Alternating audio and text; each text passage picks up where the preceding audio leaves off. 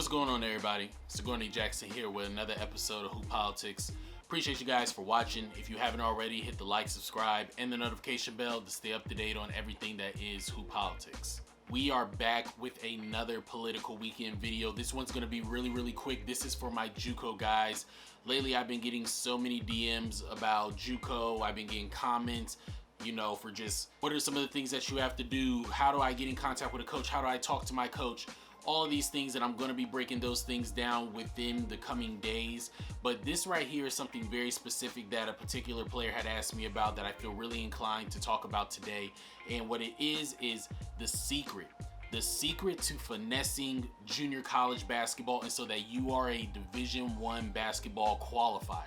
Without further ado, let's go and get right into it. So the first thing that you're going to have to do is something that I've said previously in past videos. You need to go into the NCAA clearinghouse and you need to see whether or not you are a qualifier. For anybody who doesn't know, a qualifier is basically knowing if you have the certain amount of core classes and you have a high enough GPA matched up with either your SAT or your ACT score that the NCAA deems high enough to where you are able to qualify for a full scholarship athletically at the Division I level or D2 level, as well as being allowed to play, practice, compete, all that kind of good stuff. This is something that you have to make sure about. I will link it down below. You need to send your transcripts off and so that you can get ahead of that as soon as possible. Preferably, you would want to get this stuff done and so you know where you're at before your senior year of high school. But just really quick, and so we can touch on it, this is according to NCAA.org. In order to be a Division I academic qualifier, you have core course requirements. That is 16 core courses. Those 16 are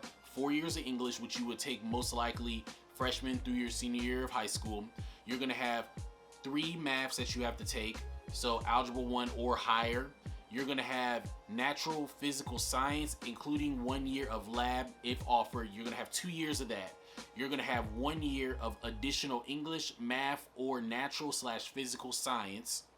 You're going to have 2 years of social science, and you're going to have 4 years of additional courses. For that, it's foreign language or comparative religion/philosophy. These are the 16 core classes that you have to have first and foremost if you want to be able to be a Division I qualifier. So if you do not have these, you are already behind the ball and you need to jump on it as soon as possible. This is something that your coach should have already let you know about. The athletic director should let you know about. And if they haven't, they have failed you, but that's okay because you're getting the information now. Not only do you have to have these 16 courses, but you have to complete 10 of the 16 courses before the 7th semester or your senior year of high school. That means that out of these 16, 10 of them have to have already been completed before you start your senior year of high school. 7 of the 10 core courses must be in English, math, or natural/physical science. You must earn a core course GPA of at least a 2.3, and you must earn the ACT/SAT score matching your core course GPA on the Division I sliding scale. And obviously, you have to graduate high school. For full information on this, I would much rather y'all go and check this out yourself. I will link the NCAA.org link under here so you can see where I'm pulling this information from, as well as where you can begin to send your transcripts off to, and so that you can go ahead and be ahead of the game. Now that we've already done that maintenance, and also if you haven't already, please make sure y'all subscribe to the channel. It's greatly appreciated. I'm constantly trying to grow. I'm almost at 500 subscribers, so if you know anybody who this might really help, I would greatly appreciate it if you shared that with them. And if you are probably a first-time visitor here, make sure that you guys subscribe as well. I really appreciate it so much. Okay, so now that we've already gotten all that squared away, let's talk about you.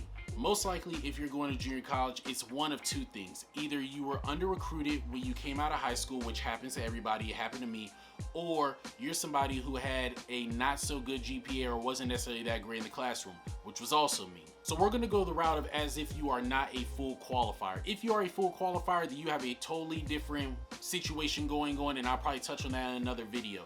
But let's just say that you are a partial qualifier or you are a non-qualifier for Division I or Division II coming out of high school.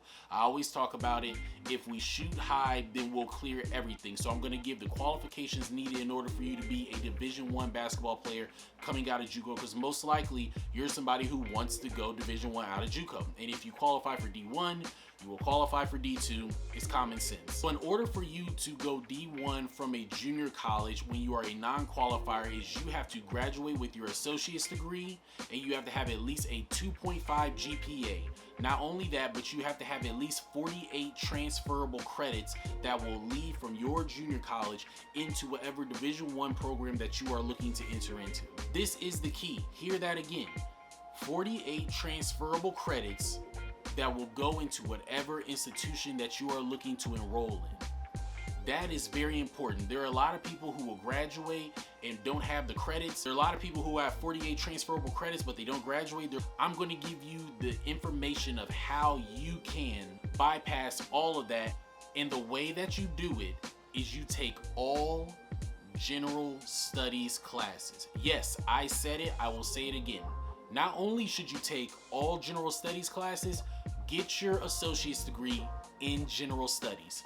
I am not telling you anything that I haven't done myself. I have an associate's degree in general studies.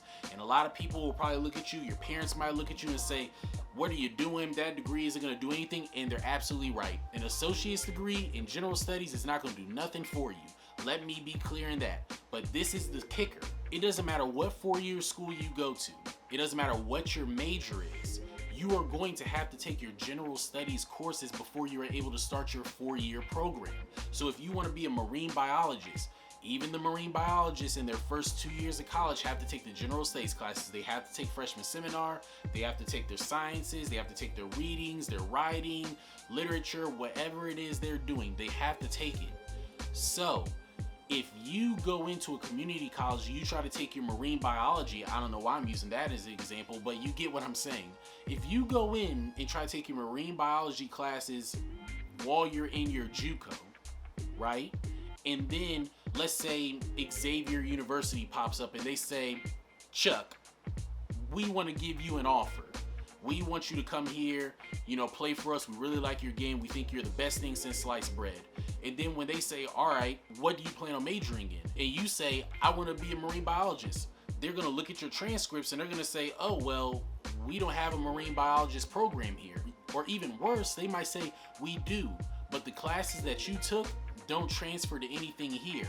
So you don't have enough credits now to transfer in here and play for us. So you have now missed out on a scholarship opportunity because you didn't have enough transferable credits along with your associate's degree in order for you to be a qualifier for Division I.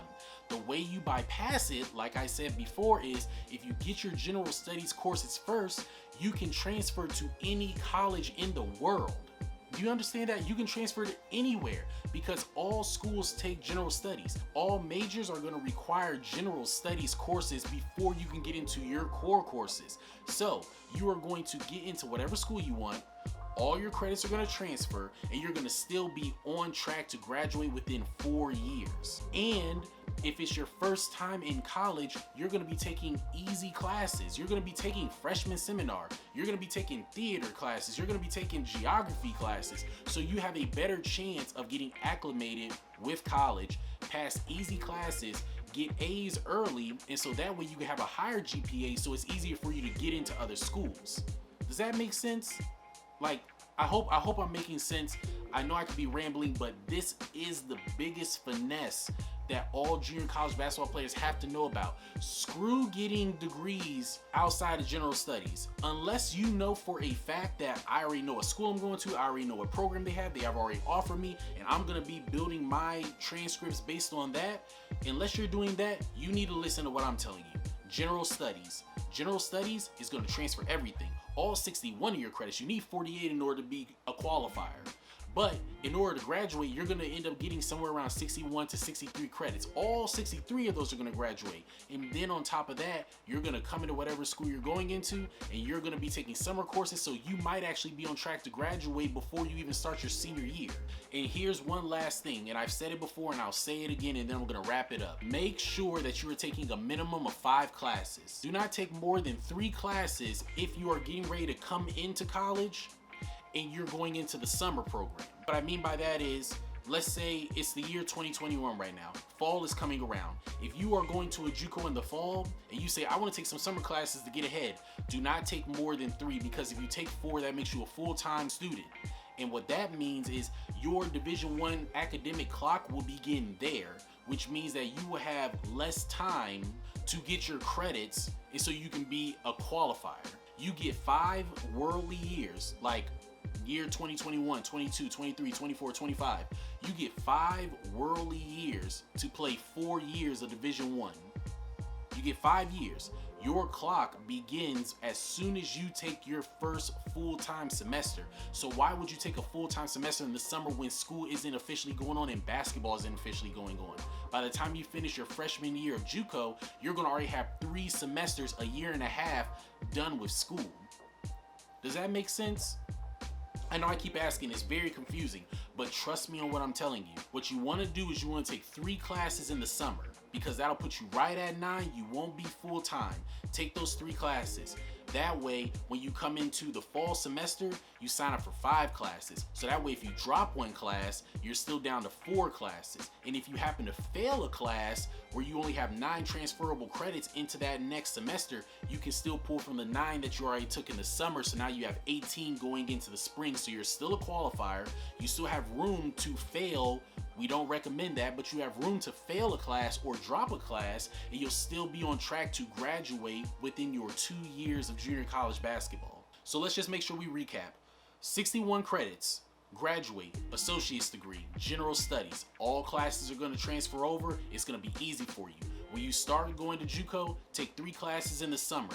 Take 5 in the fall, 5 in the spring. The following summer, take 3 more classes, and you continue that. By the time you get to that second year or that second semester of your sophomore year, you'll probably already have enough credits to where you won't even have to take any summer classes. That way, when the school offers you, you can be out like that. You don't have to tell them, hey, I still got to take 1 more class or 2 more classes, or I got to worry about this, this, or this. It's already done. You can sign, seal, deliver, and you're out. Hopefully this video was impactful. Hopefully it helped you guys out a whole lot. If you have any other questions, please comment below and let me know. I'm constantly always thinking about new ideas to help you guys out who are looking to go junior college. And I have a lot of information about D2 and D1 as well. But right now, everybody's talking about Juco, so I figured I need to give the fans what they want. I really appreciate you guys for watching. Make sure that you like, subscribe, and hit the notification bell to stay up to date on everything that is Hoop Politics. Follow the Instagram at hoop_politics. And as always, God's always in control, man. Peace.